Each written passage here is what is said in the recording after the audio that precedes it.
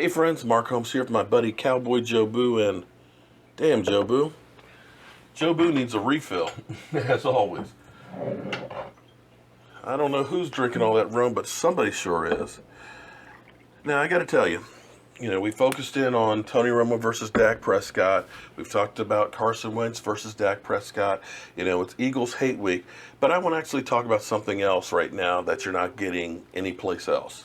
I want to talk about the draft and actually give Jerry Jones some credit, okay?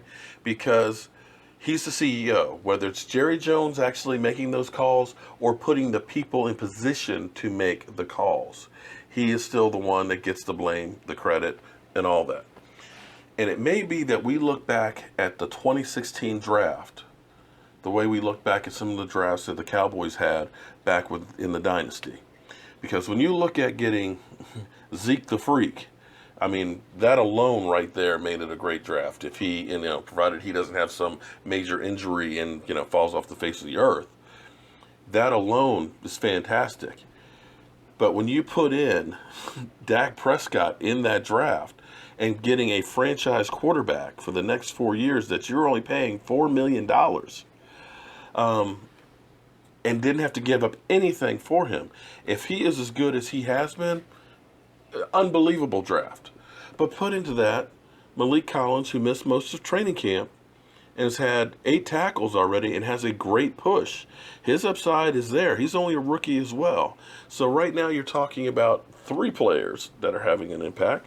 And then add to that Anthony Brown, who has played so well that the thought is maybe we won't rush Orlando Scandrick, our best cornerback, back into service because this guy has got 26 tackles and a forced fumble. So right there you have 4 guys that are starting and playing from the first draft. And dare I say, we have 2 potential Rookie of the Year candidates in one draft.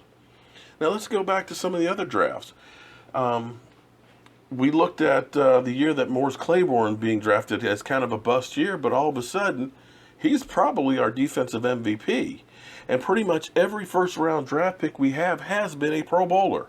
And if Morris Claiborne keeps playing the way he has been, he will be as well. You look at that offensive line.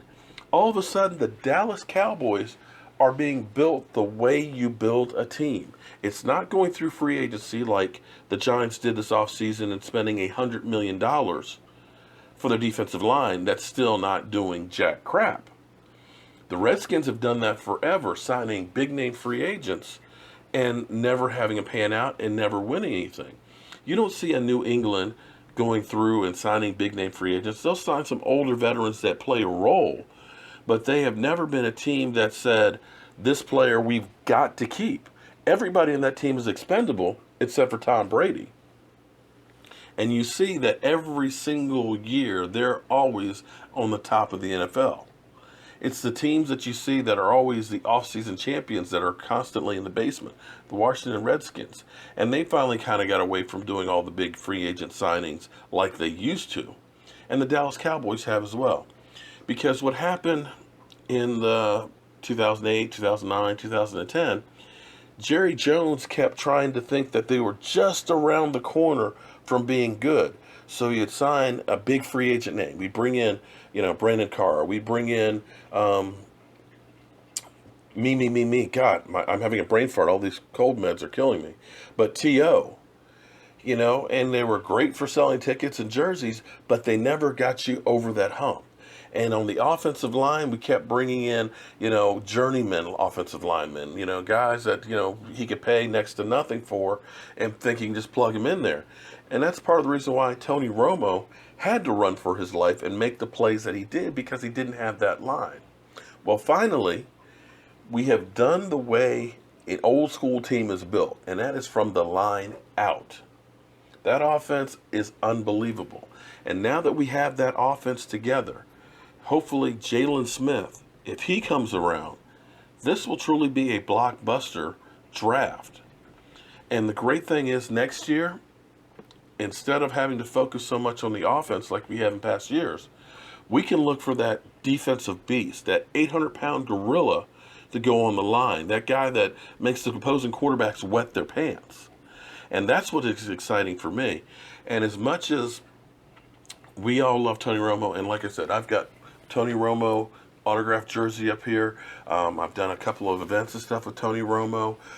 Joe Boo's done in 2014, did the whole recreation of the scene. It's very bad to steal Joe Boo's rum in Tony Romo's locker. I love Tony Romo, but you've got to understand that you've got to be able to bring guys in that are young, that aren't getting paid a whole lot of money, and keep the team. It's not about having the top one or two guys at a couple positions. It's about having good players at all the positions. And when you look at Tony Romo and Des Bryant getting paid $41 million, that's literally 25% of your cap. That means the other 51 guys have to be paid out of that. And that's been the problem. We've had too many sports cars and not enough of the guys that actually do the work. And right now, this team is being built the right way. And even if we don't win it this year, the great thing is this team is now built for a longer run. You can see this team being good for the next couple of years. Whether it's Tony Romo some of this year and a little next year, you look at that offense, everybody else on there, with the exception of Jason Witten, is a young guy. So I'm excited for the future of the Dallas Cowboys. For the first time in a couple of years, it's just great right now to watch what's going on. And I truly can't wait for that game against the Eagles. And as always, guys, I want to thank you for being part of the Joe Boo Report. All of the new subscribers and everything else have been freaking fantastic. I basically did this because I just enjoy talking football.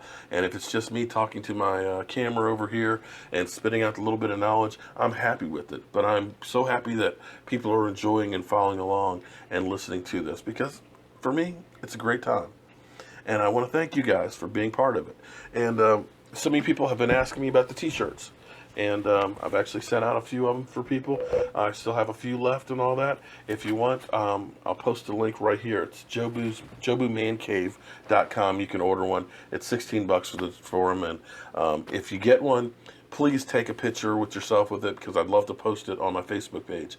And you ought to check that out, Cowboy Joe Boo on Facebook.